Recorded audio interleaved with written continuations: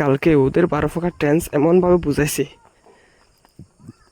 দেখছি সবাই বুঝছিল, কিন্তু আজকে বলছি যে তাদেরকে 12 প্রকার টেন্স নিয়ে একটু স্টাডি করতে। তো আমি লাঞ্চ করতে আসছি, ওরা লাঞ্চ করার পর দেখেন কীভাবে খেলতেছে। তারপরেও চলেন দেখি ওরা 12 প্রকার টেন্সকে কতটুকু বুঝছে, একটু ফিডব্যাক নিয়ে দেখি। চলেন। 12 প্রকার টেন্স বলো তো তুমি। 12 প্রকার টেন্সের স্ট্রাকচার বলো। What is the present tense? What is the simple present tense? Simple present tense equals subject plus B1 plus object.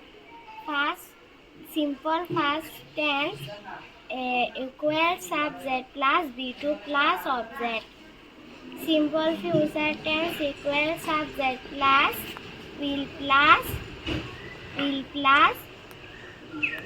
B1 plus object. Very good. Present continuous tense equal Present continuous tense equal subject plus N is R plus B1 plus ing plus object. very good. Past continuous tense equal subject plus was or plus B1 plus ing plus object. Very good. Future continuous tense equal subject plus will be plus B1 plus ing plus object. Very good. Present perfect tense equal subject plus have oblique has plus B3. B3 plus object. Very good. Perfect tense equal subject plus Head have plus. plus B3 plus object. Very good. Future perfect tense equal subject plus will have plus B3 plus object. Very good.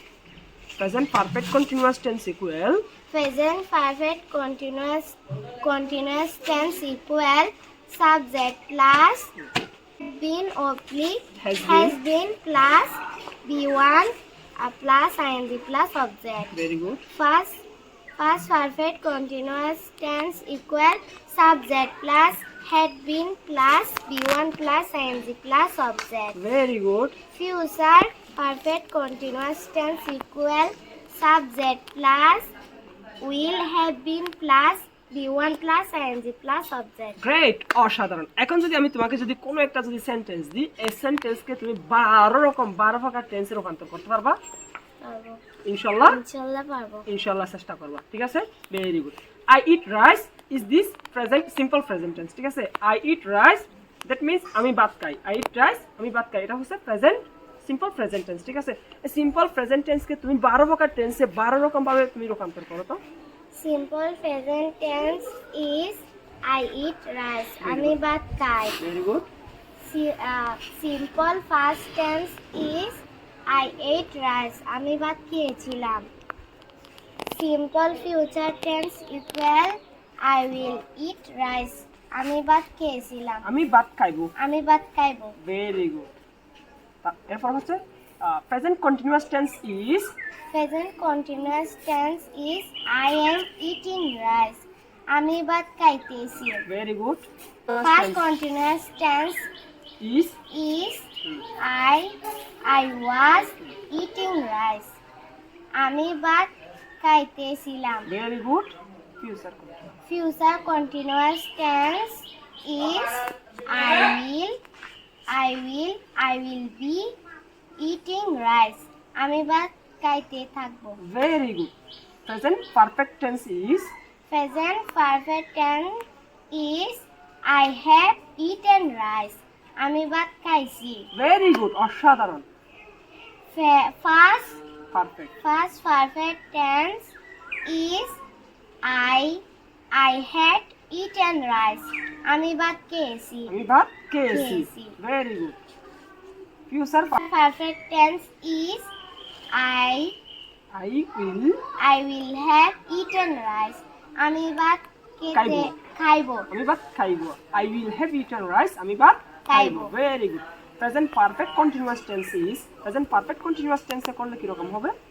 Present perfect continuous tense is I have been eating rice.